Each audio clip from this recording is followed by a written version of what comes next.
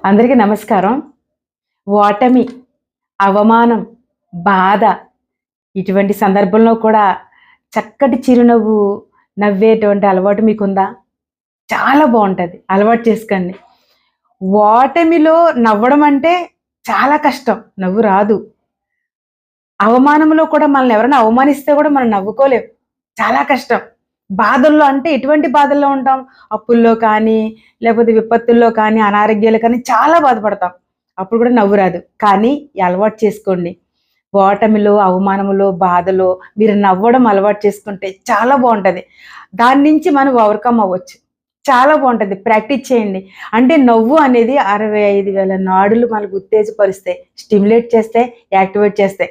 మనం చాలా బావుంటది. అందుకని ప్రతి సమయంలో నవ్వడం అలవాటు చేసుకోండి. నవ్వితే చాలా బావుంటది. అందరూ కొన్ని కొన్ని సందర్భంలో అందరూ ఉన్నప్పుడు నవ్వితే అస్సలు బాగోదు. మనలో